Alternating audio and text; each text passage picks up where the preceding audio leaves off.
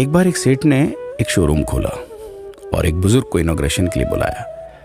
उद्घाटन के बाद जैसा कि होता है कि शोरूम के मालिक ने उन बुजुर्ग की बड़ी इज्जत की। बड़ी इज्जत अफजाई करने के बाद उनको बताया कि देखिए, यहाँ पे 21,000 चीज़ें हैं इस शोरूम में बेचने के लिए। इसमें से आपको जो भी चाहिए, जितनी चाहिए आप ले लीजिए। बुजुर्ग हंसे और बोले कि इनमें से एक भी चीज़ मुझे जीने के लिए ज़रूरी नहीं लगती। मुझे तो इस बात का ताज्जुब होता है, आश्चर्य होता है कि इंसान इन सभी गैर ज़रूरी चीज़ों का इस्तेमाल करता कहाँ है। अब देखिए, एयर फ्रेशनर के बिना किसकी सांस रुक गई? फेस वॉश का इस्तेमाल नहीं किया तो कौन काला हो गया? होम थिएटर लाकर कितने लोग कलाकार बन गए? कंडीशनर से किसके बाल मुलायम और काले हुए हैं? अरे, जो डाइनिंग टेबल यूज़ करते हैं, क्या उनके घुटने नहीं दुखते?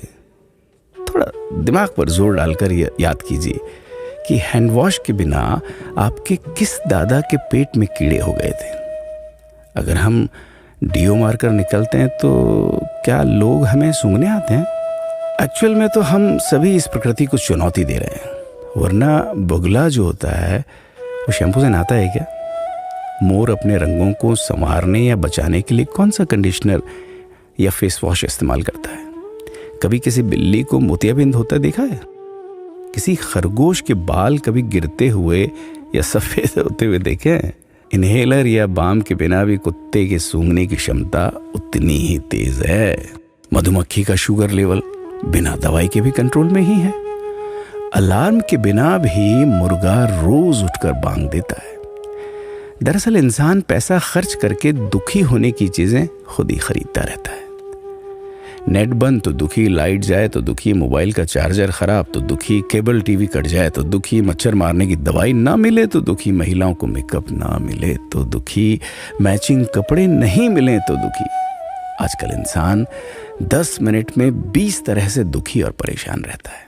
बाकी तो गुड़ की रोटी या प्याज रोटी खाकर हाथों का तकिया बनाकर पीपल के नीचे जो आराम से सो जाता है, उसे दुखी करने के लिए तो फरिश्तों को नीचे आना पड़ता है। ये सब देखा देखी का खेल है।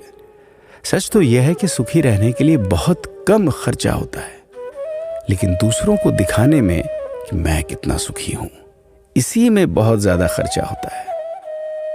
जैसे जैसे सुविधाएं बढ़ रही हैं, दुखी होने के रास्ते भी खुलते जा रहे हैं। अगर आपको ये सब सच लगता है तो लोगों को जागृत कीजिए और फिजूल खर्च से बचाइए। दोस्तों, खुद सुखी होने के लिए खर्च कीजिए, दूसरों को दिखाने के लिए नहीं। हाँ, लेकिन अपना ख्याल रखिएगा।